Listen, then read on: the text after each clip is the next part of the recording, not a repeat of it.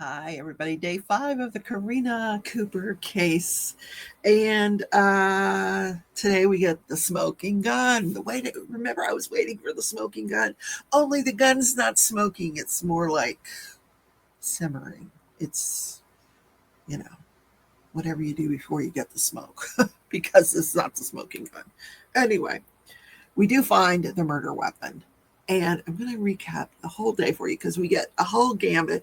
It starts with where this gun was this entire time and ends up with the medical examiner and the state resting their case. So a lot to get to right after this introduction.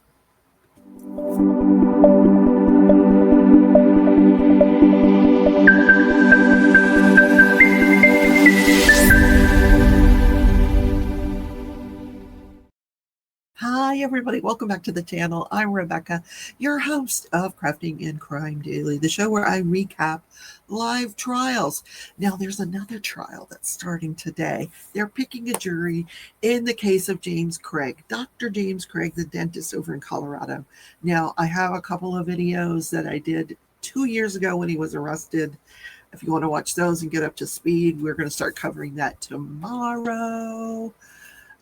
Because I suspect this case will be over. Or we'll be waiting for a verdict tomorrow or the next day. I don't know. But there's always a chance that this James Craig trial may get continued because, I don't know if I told you, but his lawyer burned his house down. So he was arrested for arson. So he had to withdraw from the case. So that leaves the lawyer's wife, who's also a lawyer. It was, his and her team. That leaves her to try the case.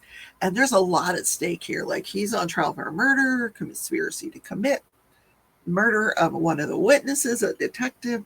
There's all kinds of stuff going on in this trial. Really, really interesting trial. When and if it ever gets off the ground. And I've talked about it way too much. We need to get to Karina Cooper. But before we do, please don't forget to hit that thumbs up button. It really helps the algorithm. And subscribe.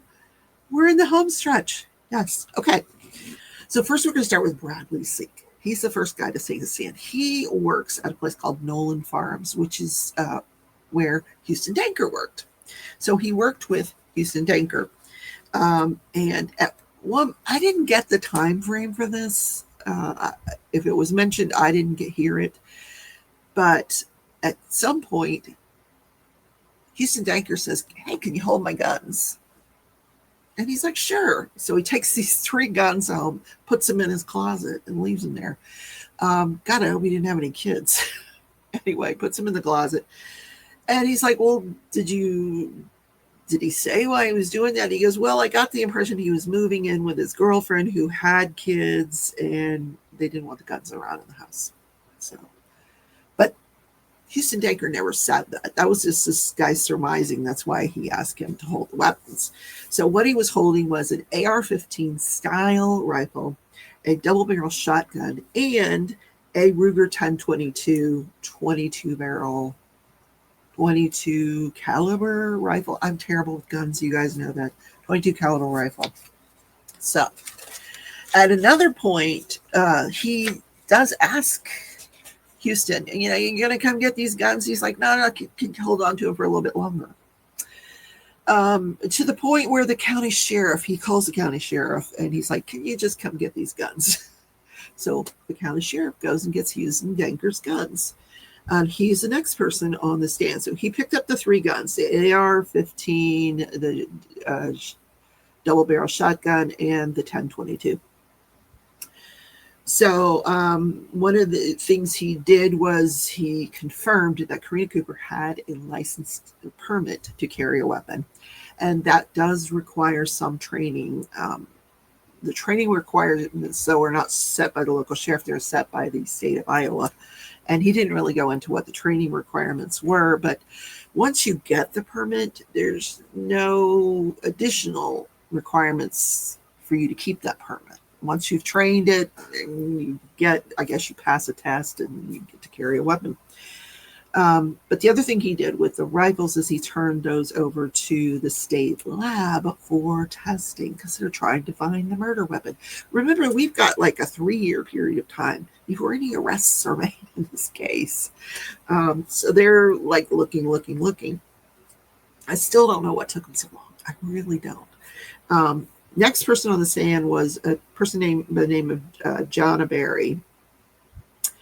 And this person was asked to go out to Houston Danker's residence. Now, we're talking 2024, not right after the murder in 2021. She goes out to Houston Danker's residence, and she's told to look for some clothing, look for shoes that match that footwear impression, which is kind of like a diamond pattern. Look for, what else? Oh, guns and any evidence of blood. So they go out there, her and another person, they go out there, they find a pair of black Vans with that diamond pattern underneath the shoe. So she confiscates that. She confiscates a pair of jeans, 2 sweatshirts, a long sleeve shirt, and then they cut out a piece of white carpet where there's some stains on it. Because they don't know what the stains are, but they did do this testing, this blue star testing, where you put that throughout the room and it lights up if there's blood. And this carpet area that they cut out had lit up. Now we're gonna get back to that later, but they found 14 .22 shell casings that were just lying around the property. They picked them up. So then this is like a whole little trail going here. So then the next person on the stand is a forensic DNA analyst. And on May 7th, 2024, she's given all the property that Jana, the previous witness, collected from Houston Danker's home, including the jeans, the sweatshirts, the black shoes, and the carpet. So with respect to the jeans, there were 9 stains found, and they were all tested and were negative for blood. So she didn't even get to DNA, because if it's negative for blood, they don't go any further. Then the 2 sweatshirts, the long sleeve shirt, no stains. Didn't find anything that she could test on those items. The black shoes, no stains. She did swab a few of the areas for DNA. Nothing came up. The white carpet, because they had already done this blue star testing, she didn't test everything, but on the area, she tested 13 areas on that rug and did not find any DNA. Now, the reason she explained that the blue star told them that was blood, and she's saying it's not, is because it could be animal blood. That blue star does not distinguish what type of blood. When you're testing for DNA, it's only going to pick up human blood. So no human blood on the white carpet. The explanation for the black shoes and there being no DNA on them is they could have washed the shoes. We're talking 3 years. The DNA could have degraded over time. There's a myriad of reasons why there would not be DNA 3 years later. In any case, the next person on the stand is a criminalist named Victor Murillo. He does firearms. He specializes in firearms and tool marks. And he tested a .22 rifle that was found on the property of Karina Cooper and Ryan Cooper's house. It wasn't found in the house. I believe this was one that was out in a truck on the property. And that gun was ruled out. He also tested a .22 Ruger handgun and 2 more rifles. They were all ruled out. Then this guy retires in 2023. So the next person on the stand is also a firearms and tool mark examiner for 2024. When that next rifle comes in from Houston Danker, And that's not till December 17th of 2024. This person examined the rifle, and she did test some areas of the rifle for DNA, and it was too weak for inclusive interpretation, meaning there wasn't enough DNA for her to say whether Ryan Cooper's blood was on that rifle. I feel like I skipped something. That was the DNA analyst. The firearms and tool marks person, she tested that rifle, and she found that it did match the shell casing that was found near Ryan Cooper's body.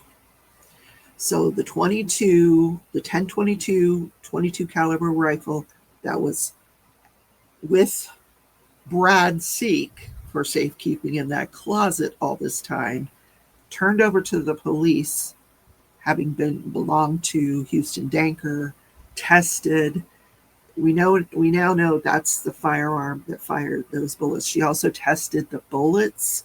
There were 2 bullet fragments, very damaged from the brain of Ryan Cooper. They were recovered.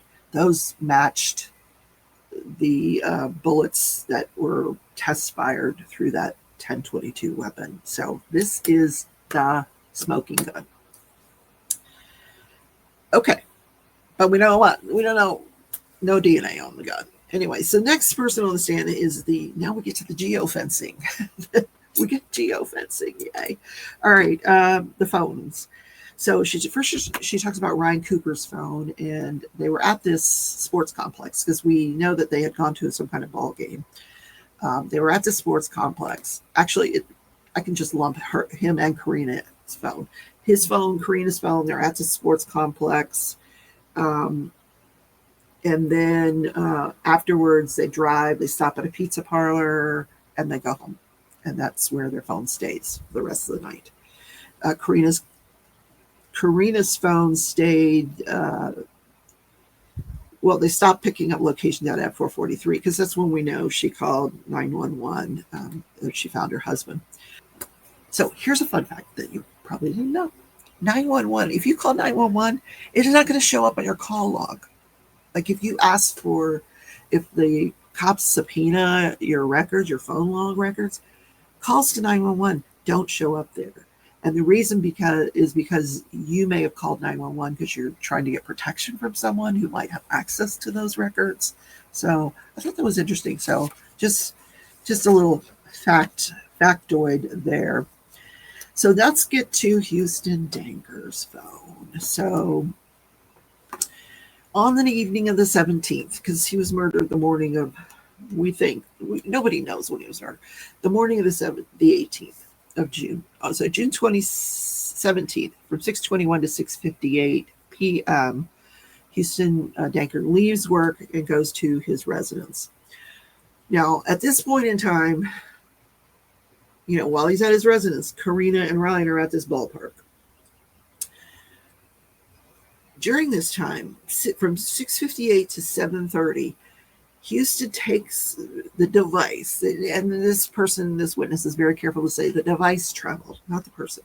Houston Danker's device travels from his home past, just west of the Cooper residence, turns around, and then travels east and returns back home. So he passes the residence twice. The phone passes the residence. He goes west at 7:14 past the residence, comes back east at 7:16 past the residence.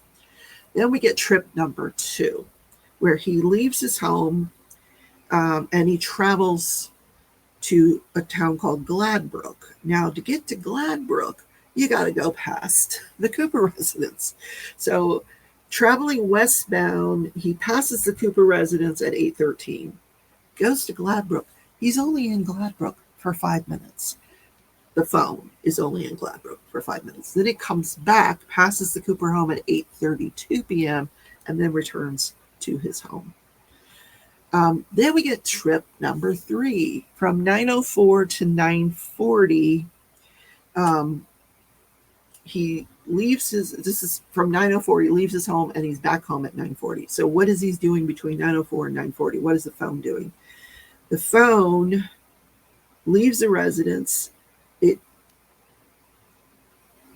goes to the area of the Cooper residence, and it is there from 9:19 to 9:26 p.m. 7.5 minutes. We don't know what happened during those 7.5 minutes. But then it returned, then the route goes back home. But he doesn't take the regular route. He takes an alternate route, which includes gravel and dirt roads, and gets home in record time, more than what the Google says the speed limit should be. So did he drop the rifle off? Like, was Ryan Cooper laying there dead since 9-something the night before? Or, see, this is what I don't know. Did he murder him then and the guy laid there till the next morning? Like, if you come home from a ball game and you're home at 8 o'clock, actually, Ryan Cooper's phone made an outgoing call at 8:26. So you get home at 8:02, you're eating the pizza, you're making your last phone call. Is that enough time to get 3 kids to bed and asleep before 9:19 when Houston Danker's in the area? I don't think so. So does that mean he dropped off the rifle and she killed him with the rifle? Then when did the rifle, what happened to the rifle after she killed him? There's a lot that's not making sense to me. So let's surmise he dropped the rifle off at 9:19.